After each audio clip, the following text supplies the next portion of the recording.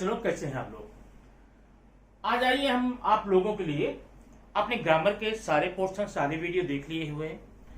अब उसी वीडियो पर आधारित कुछ प्रश्न डायरेक्टली हिंट देते हुए उसके आंसर में बताऊंगा। और ध्यान रखना, अगर आज के इन प्रश्नों को आपने देख लिया तो मेरी तरफ से आपको पूरी पूरी पूरी गारंटी है कि महाराष्ट्र बोर्ड में आपको 10th के पेपर में जो क्वेश्चन ग्रामर के आएंगे एग्जैक्टली यही तो नहीं आएंगे, या आएंगे तो मैं गारंटी नहीं दे सकता, लेकिन इतनी पक्की बात है कि ये पढ़ने के बाद में आपको सारे आंसर तो आएंगे ही आएंगे और आपका नंबर भी आएगा ही आएगा। ठीक है, आइए शुरू करते हैं। पहला सेंटेंस आपका है, यहां देखिए, दे वेयर ड्रेंच्ड एंड हैप्पी। अब इसमें आपको नॉट ओनली बट आल्सो का यूज करना है। तो आपको कई बार बताया गया है कि जब आपको सेंटेंस में नॉट ओनली बट आल्सो का यूज करने को आता है तो आपके सेंटेंस में या तो एंड या तो एंड मिलेगा या फिर एज वेल एज मिलेगा। याद रखना, एंड मिलेगा या फिर एज वेल एज मिलेगा। तो क्या करें बताते हैं। अभी देखिए इसमें क्या है, दे वर ड्रेंच्ड एंड। अभी देखो एंड आपको मिल गया ना, इस एंड को आप रिमूव कर दो, निकाल दो और यहीं पर लगा देना बट आल्सो। याद देखना, ये सेकंड वाला बट आल्सो। अब आपका यहां पर हो गया बट आल्सो। अब एक काम और करना है, नॉट ओनली के लिए आपको स्पेस ढूंढना है, आपको जगह ढूंढनी है। तो ध्यान दो, ये नॉट ओनली बट आल्सो दोनों एक ही परिवार के भाई भाई हैं। जो पोजीशन आपने बट आल्सो को दी है वही नॉट ओनली को देना होगा। अब देखना, ये जो यहां पर आपने ध्यान देना, एंड को निकालना है, एंड को निकालकर आपने बट आल्सो लगाया तो इसके बाद आने वाला वर्ड क्या है, हैप्पी। अब हैप्पी का आपको वर्ड क्लास पता लगाना होगा, मतलब वो नाउन है, एडजेक्टिव है, एडवर्ब है, प्रोनाउन है, पर्सन है, प्लेस है, थिंग है, किस कैटेगरी का है भैया। ये है क्या, एडजेक्टिव। क्या है, एडजेक्टिव। तो जब आपने देखा कि बट आल्सो एडजेक्टिव के पहले आ रहा है तो नॉट ओनली भी कहीं न कहीं एडजेक्टिव के पहले आना चाहिए। तो एक काम करना, इसके पीछे जाओ और ढूंढो कहां है एडजेक्टिव। ये है ड्रेंच्ड, ठीक ना, दे वेयर ड्रेंच्ड, वे लोग भीगे हुए थे। देखो ये वर्ब है, इसको हम थर्ड फॉर्म में है, एडजेक्टिव के रूप में यूज किए हैं। अब आंसर होगा they were not only drenched but also happy. अब आपका ये बढ़िया सा आंसर हो गया। कैसा रहा, ठीक है। अब नंबर 2 में देखेंगे, they were playing on the road. ध्यान देना, they were playing on the road. इस सेंटेंस में आपको प्रेजेंट कंटिन्यूअस बनाना इसको है। अब प्रेजेंट कंटिन्यूअस के जरा याद करो, जो चार्ट आपको दिया गया है, सिंपली बताया गया उसमें कि सब्जेक्ट के तुरंत बाद में हेल्पिंग वर्ब के रूप में या तो इज या फिर एम या फिर आर, इन तीनों में से कोई एक आएगा, ठीक है ना। वर्ब जो है आईएनजी रूप में हो जाएगा। अब ये देखना, दे वर, ये देखो हेल्पिंग वर्ब ना, इसको निकाल दो। इसी को क्या करेंगे, इज एम आर में कोई एक, चूंकि दे प्लूरल है इसलिए आप यहां पर आर करेंगे। They are playing on the road, हो गया आपका continuous. Number 3, we need to bring life image. We need to bring life image. इसमें आपको इन्फिनिटिव करना है, जरा इसको सुन लेना ध्यान से। पहले तो इन्फिनिटिव होता क्या है वो जान लो। जब कभी भी वर्ब के फर्स्ट फॉर्म के जस्ट पहले टू लगा हो, या यूं कह लो टू के बाद में वर्ब का फर्स्ट फॉर्म आया हुआ हो, माने वर्ब प्रेजेंट फॉर्म में हो, तो वो पूरा इन्फिनिटिव हो जाता है। जैसे to go, to come, to read, to walk, ऐसा ना। तो इसमें देखो कहां है, टू ब्रिंग। तो इसको आप अंडरलाइन कर देंगे, आपका ग्रामर ये हो जाएगा। लेकिन ध्यान ये रखना, कभी कभी तो आपको यहां बोलता अंडरलाइन द इन्फिनिटिव, आपने इन्फिनिटिव अंडरलाइन कर दिया। और कभी कभी बोला जाता है कि pick out the infinitive from the sentence, sentence में से इन्फिनिटिव निकालो, तो आप निकाल कर लिखेंगे उसको, ठीक है। अब क्वेश्चन नंबर 4 देखिए, the next step should support question tag. अब क्वेश्चन टैग में क्या करते हैं, पहले पूरा सेंटेंस लिखेंगे, क्या लिखेंगे, the next step should support. अब पूरा सेंटेंस लिख के आप कॉमा वहां पर दे देंगे, कॉमा के बाद में हेल्पिंग वर्ब निकालिए, क्या हेल्पिंग वर्ब है, शुड। अब यहां पर अगर सेंटेंस में नॉट है तब तो मत लगाना, और नहीं है तो शुड में नॉट को ऐड कर लेना, क्या हो जाएगा ये, शुडंट। स्टूडेंट, अब स्टूडेंट हो गया, सब्जेक्ट का प्रोनाउन लेंगे, नेक्स्ट स्टेप, नेक्स्ट स्टेप क्या है, सिंगुलर है, इसका इट हो जाएगा, आंसर आपका हो जाएगा स्टूडेंट इट। बात में भाई, चलिए आपके ये हो गए 4 सेंटेंस। अब 5वें में क्या है, 5वें में अकेले 5वें में 4 सेंटेंस है, आपको इसमें बताना है टेंस कौन सा है, क्या है, टेंस का नाम बताना। अब देखना, तो टेंस को पहचानने का जो काम होता है हम 2 जगह करते हैं, हेल्पिंग वर्ब और मेन वर्ब से, या कभी कभी सिर्फ मेन वर्ब से। अब यहां देखना, समटाइम्स इट बिकम्स, अब ये वर्ब है बिकम्स, अब वर्ब में यस या ईएस आया है, ऐसा कब हुआ करता था, ऐसा होता था जब प्रेजेंट सिंपल टेंस हुआ करता था, तो आप वर्ब में यस या ईएस लगाते थे, या वर्ब फर्स्ट में लगाते थे, तो आपका हो गया present simple tense. They took care of everything, took क्या है, वर्ब का सेकंड फॉर्म, तो जब वर्ब का सेकंड फॉर्म took है तो आपका हो जाएगा कौन सा, पास्ट सिंपल हो जाएगा, ठीक है। थर्ड में, boxing will be very difficult, जब विल और साल के बाद में वर्ब फर्स्ट फॉर्म में आ जाए वो सिंपल फ्यूचर हो जाता है, लेकिन ये विल है और ये बी वर्ब के रूप में आया है। You have broken several records, अब यहां पर है, अगर सेंटेंस में हैज हैव के बाद, हैज हैव के बाद वर्ब थर्ड में आता है, इसका मतलब वह प्रेजेंट परफेक्ट टेंस है, ये प्रेजेंट परफेक्ट है, ठीक है।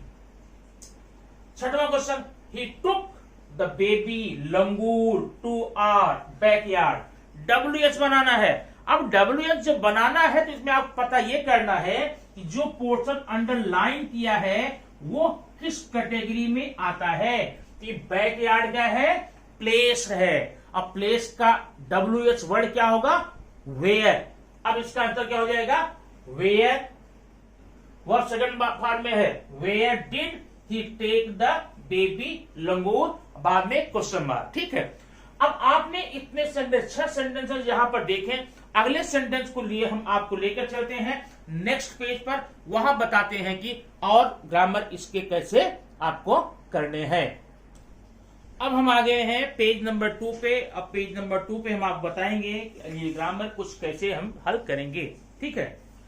अब क्वेश्चन नंबर है 7, she simply set there question tag. अब क्वेश्चन टैग में क्या करते हैं, पहले पूरा सेंटेंस लिखेंगे, फिर कॉमा देंगे, उसके बाद में जस्ट बाद में हम लेंगे हेल्पिंग वर्ब। अब ध्यान देना, यहां पर हेल्पिंग वर्ब है नहीं, कहीं पर हेल्पिंग वर्ब नहीं है तो वर्ब का फॉर्म देखेंगे, ये है सेट, सेकंड फॉर्म में है, सेकंड फॉर्म में होता है क्या, डिड मिलेगा, तो हो गया यहाँ पर डिड, और डिड में नॉट ऐड करेंगे, हो जाएगा डिडंट। अब डिडंट के बाद में आ जाओ सिंपली सी प्रोनाउन है ना, डिडंट सी, क्वेश्चन मार्क हो गया आपका। 8वां क्वेश्चन है, lots of sapling are planted. अब जरा ध्यान देना, lots of saplings are planted, इसमें बोला है दे से सेंटेंस शुरू करो। याद रखो, जब भी आपको कभी ऐसा मिलता है दे से शुरू करो, वी से शुरू करो, पीपल शुरू करो, इसका मतलब वह आपको वॉइस चेंज करने बोला जा रहा है। अब ये कौन सा वॉइस है, lots of sapling are planted, ये पैसिव वॉइस है, तो यहां इसका मतलब आप मान लेंगे कि बाय देम है, क्या है, चलने देखना, lots of sapling are planted by them. अब बाय देम का आप दे लाएंगे इस साइड में दे। अब यहां पर है आर है, अब बताइए पैसिव वॉइस में आर कब आता है? जब एक्टिव में कोई भी हेल्पिंग वर्ब न हो तो आता है। इसका मतलब हम ले लिए दे, अब दे के बाद में कोई हेल्पिंग वर्ब नहीं लेंगे, वर्ब फर्स्ट में लेंगे। They plant lots of sapling, they plant lots of sapling, ये आपका आंसर हो जाएगा। अब आओ 9th में, we protect and develop our forest, we protect and develop our forest. इसमें तो आपको मॉडल ऑक्सिलरी ऑफ कंपल्सन बताया गया है। देखो आपको मॉडल का भी वीडियो मिला है, मॉडल बताया गया है। कैन क्या होता है? मॉडल ऑक्सिलरी ऑफ एबिलिटी होती है। में क्या होता है? पॉसिबिलिटी सब होता है ना। उसे कंपल्सन के लिए मस्ट आता है। क्या आता है? मस्ट। तो आप जहां पर हेल्पिंग वर्ब आना चाहिए वहां पर कर दीजिए मस्ट। अब तो देखो वी मस्ट, यहां पर we must protect and develop our forest. जरा जाके एक बार उस वीडियो से आप मॉडल हेल्पिंग वर्ब का वीडियो देखकर कंफर्म कर दें लिस्ट को। Question number 10, he swept the steps change wise. ये देखो चेंज वाइज करना है। ही ये सब्जेक्ट है, स्वेप्ट सेकंड फॉर्म है, द स्टेप्स ऑब्जेक्ट है। पहले ऑब्जेक्ट लाइए, इस तरफ लाएंगे, द स्टेप्स ये सेकंड फॉर्म में है। The steps were swept by him. Question number 11, he called out to Nathu. Past continuous बनाना है। अब ध्यान दो, पास्ट कंटिन्यूअस बनाने के लिए सब्जेक्ट के तुरंत बाद में या तो वाज या तो वर करेंगे और फिर वर्ब आईएनजी में कर लेंगे। देखते कहां पर है? ही, यहां वाज कीजिए, ही वाज, कॉल्ड को आईएनजी बना लो, he was calling to Nathu. Question number 12, Nobel prize is one of the greatest honour in the world. ध्यान दो, बड़ा सिंपल क्वेश्चन है। इसमें बताना नेम द डिग्री। इस सेंटेंस में जो डिग्री आई है एडजेक्टिव की, वो कौन सी है? वह या तो पॉजिटिव होगी, या तो कॉम्परेटिव होगी, या तो सुपरलेटिव होगी। ध्यान ये देना, अगर आपको कभी भी डिग्री पहचानने की बात आती है, एक ट्रिक याद रखना। ट्रिक क्या है? अब ट्रिक ये है कि अगर डिग्री है, डिग्री वर्ड मतलब एडजेक्टिव का, देखो अगर डिग्री के जस्ट पहले द आया हो, डिग्री के जस्ट पहले द आया हो तो मतलब वो सुपरलेटिव है। और डिग्री के जस्ट बाद में दैन लगा हो, THAN लगा हो तो कॉम्परेटिव होगा। और अगर ये दोनों बातें ना हो, डिग्री के पहले द भी ना हो, डिग्री के बाद में दैन भी नहीं हो, तो आप क्या करेंगे? पॉजिटिव बोल देना भाई, पॉजिटिव। ठीक है ना? तो डिग्री के पहचानने का तरीका बहुत सिंपल है। डिग्री के जस्ट बाद में देन है तो कंपैरेटिव बोलो, डिग्री के जस्ट पहले द है तो सुपरलेटिव बोलो, और ये दोनों नहीं है तो फिर पॉजिटिव बोल दो। ये देखते हैं, Nobel prize is one of the greatest. ये तो डिग्री है अब द है, इसका मतलब तो हो गया सुपरलेटिव डिग्री ना।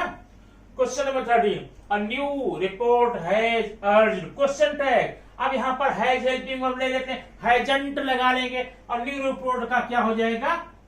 Pronoun it, hasn't it. Question number 14, India has been a leading player in conservation effort. देखो इन कंजर्वेशन एफर्ट जो है एज ए प्लेस यूज किया गया, तो वेयर लगा लो, where has India been a leading player, question mark. ठीक है, तो इस प्रकार से आपने 14 सेंटेंस देख लिए। अब अगले सेंटेंस के लिए हमें थर्ड पेज पर चलना होगा। आइए मेरे साथ, आपको मैं थर्ड पेज पर लेके चलता हूं और बताता हूं कि वहां पर क्या क्या हो सकता है। बच्चों ये रहा आपका तीसरा और आखिरी पेज आज की तारीख के लिए, आज के वीडियो के लिए। इसमें आप देखेंगे कुल मिलाकर के 25 सेंटेंस हो जाएंगे और ये प्रैक्टिस कर लेंगे तो आपको यहां से लेकर के बोर्ड तक के ढेर सारे समस्या आपकी आसान हो जाएगी। ठीक है, आइए देखते हैं। क्वेश्चन नंबर 15 है, he saw an army of ants. He saw समझ रहे ना, he saw an army of ants. Change wise, अब देखो ये आपका सब्जेक्ट है, ये वर्ब है और ये ऑब्जेक्ट है, एन आर्मी ऑफ एंट्स। इसको ले लो पीछे, क्या हो जाएगा? N army of ends. अब हमें चाहिए हेल्पिंग वर्ब। यहां पर वर्ब सेकंड में है तो इसका मतलब हमें वर्ब मिलेगा या तो वाज या तो वर। तो एन आर्मी ऑफ एंड्स, ये सिंगुलर मानना, प्लूरल नहीं। An army of ants was seen by him, ये आपका चेंज हो जाएगा। सेंटेंस नंबर 16 देखो, spider webs are delicate. Exclamatory बनाना है। अब ध्यान ये देना, एक्सक्लेमेटरी बनाने में या तो आप हाउ किया करते थे या तो व्हाट कब करते थे? जब आपके सेंटेंस में ए या एन दिखाई दे। देखते हैं स्पाइडर वेब्स आर डेलिकेट नहीं है, मतलब हमें व्हाट यूज नहीं करना है, हाउ यूज करना है। अब सेंटेंस आंसर देखना, हाउ हेल्पिंग वर्ब या वर्ब के बाद का portion, how delicate, how delicate. बाकी पूरा सेंटेंस निकाल के लिख दो, how delicate spider webs are, बढ़िया सा एक्सक्लेमेटरी साइन लगा दो। ओके, चलिए क्वेश्चन नंबर 17 देखेंगे। They wept and slept, they wept and slept. इसमें आपको एज वेल एज करना है। अब आप एक बताओ, एक बात बड़ी बात की बात है, जो मीनिंग इंग्लिश ग्रामर में एंड की होती है वही मीनिंग एज वेल एज की भी होती है।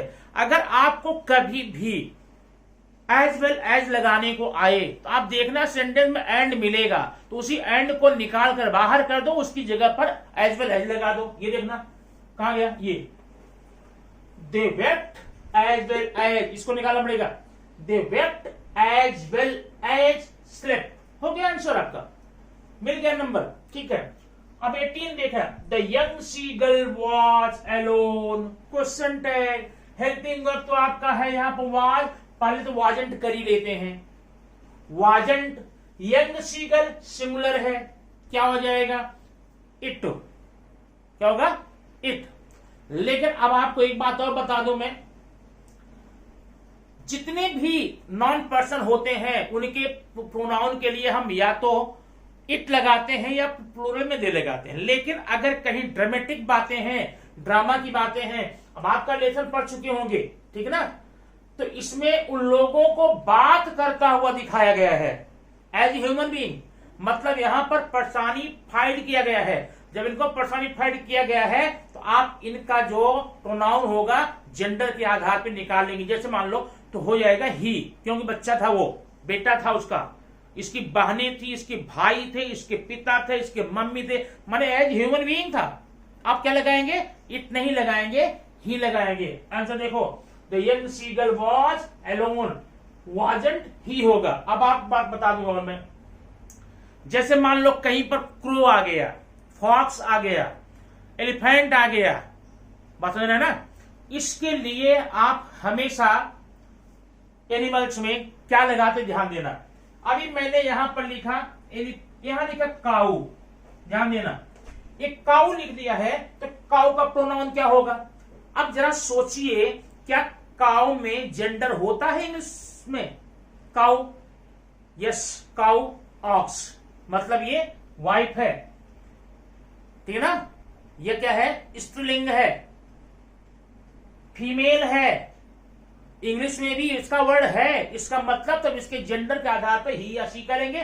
काउ का प्रोनाउन होगा सी, ऑक्स का होगा ही। लेकिन अगर मैं आपको बता दूं ये भाई फॉक्स क्या है, अब फॉक्स में हिंदी में अगर खोजने जाए हमको मिल जाता है फॉक्स माने लोमड़ी, और उसका जो होगा मेल लोमड़ा हो जाएगा, लोमड़ी, लोमड़ा। लेकिन एक्चुअली ये कोई वर्ड है नहीं, वो तो हमने अपने लिए बना लिया है, अपनी सुविधा के लिए बना लिया है। हिंदी में हम तो यहाँ पर सरनेम में भी बना लेते हैं, इतने काबिल होते हैं, यादव, यदवाइन, पंडित, पंडिताइन, ठीक है ना। लेकिन रियल अगर डिक्शनरी में जाएंगे तो यादव, यदवाइन ये वर्ड नहीं मिलता है, और है भी नहीं। तो वैसे इंग्लिश में क्या है, हिंदी में फॉक्स, लोमड़ी, लोमड़ा आप बना लिए, लेकिन इंग्लिश में फॉक्स के लिए मेल और फीमेल अलग अलग वर्ड नहीं बने हैं, इसलिए हमेशा फॉक्स का प्रोनाउन कभी भी इट लगा लेना, ठीक है। वैसे जितने बर्ड्स होते हैं, अब ये एक सीगल बर्ड है तो यहां पर इट लगाना चाहिए था, लेकिन इसको पर्सनिफाइड किया गया है, तो इसलिए हम यहाँ पर ही या शी का यूज करेंगे जेंडर के आधार पे। अभी फॉक्स के लिए मैंने आपको बता दिए भाई यहाँ इट लगा लेना, लेकिन याद करो आप पढ़े होंगे स्टोरी, एक भूखी लोमड़ी थी, वो खोजते खोजते कौवे के पास जाती है, पूछती भाई कौवा आप मेरे लिए कोई गाना गाएंगे। अब वहां पर लोमड़ी को बोलते हुए दिखाया गया है। जब भी उस स्टोरी में आप देखेंगे लोमड़ी के लिए इट का यूज नहीं हुआ है बल्कि सी का यूज हुआ है। क्यों? क्योंकि उस स्टोरी में लोमड़ी को पर्सनिफाइड किया गया है। तो ऐसे इसका ही हो जाएगा। आगे देखते हैं। Since then nobody had come, तब से कोई नहीं आया। अब यहाँ टेंस बताना है, टेंस का नाम, ये देखो हैड तो आया है, कम थर्ड फॉर्म है, हैड प्लस थर्ड, इसका मतलब क्या हो जाएगा? इसका मतलब हो जाएगा पास्ट परफेक्ट का है ये।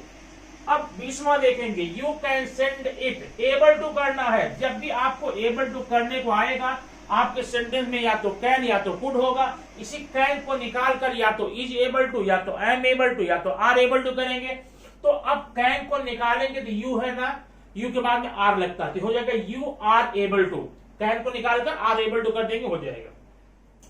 21, आई कुड नॉट बिलीव, मैं विश्वास नहीं करता। इसमें आपको करना क्या है? अफर्मेटिव बनाना है। ये देखो, आई कुड नॉट बिलीव। अब जरा सोचिए, कुड नॉट अभी कभी आपको जब हटाना होता था क्या करते? अनेबल करते थे ना, वही कर लो। यहां पर दो ग्रामर हो गए, अनेबल का भी यूज हो गया, अफर्मेटिव हो गया। ऐसा देखना, I was unable to believe हो गया अफर्मेटिव। 22वां, I was very surprised, exclamatory, very माने आ गया वेरी, हाउ मिलेगा how surprised I was, exclamatory sign. 23rd, the book is used in Asia, WH बनाना है, इन एशिया प्लेस है, क्या बनाओगे? Where question mark. 24, she was never late, present perfect बनाना है। अब प्रेजेंट परफेक्ट होता क्या है? सब्जेक्ट के बाद में हैज है और वर्ब थर्ड में। सब्जेक्ट कहां है? सी, यहां पर लगा लो हैज है, तो सी के साथ हैज होगा। अब ये जरा ध्यान देना, आपको सिंथेसिस में बताया गया है, ये जो वाज है यहां पर हेल्पिंग वर्ब नहीं है, एक्चुअली वर्ब के रूप में आया है, ठीक है ना, मेन वर्ब। तो सी वाज का थर्ड फॉर्म बीन होता है। क्या होता है? बीन। सी हैड प्रेजेंट है ना, she has been never late, she has been never late. और 25वां, शी वाज नेवर लेट, इसको आपको विदाउट नेवर लगाना है। विदाउट नेवर माने बिना नेवर के, नेवर हटा दो। अब ऐसा नहीं है कि जो बोला विदाउट नेवर निकाल कर बाहर कर देंगे। नेवर हटाने का मतलब कहना चाहता है कि भाई आप नेवर हटा देंगे तो ये नेगेटिव अफर्मेटिव बन जाएगा। तो आपको अफर्मेटिव बनाना है। जब देखते हैं, शी वॉज ऑलवेज, यहां क्या करेंगे? शी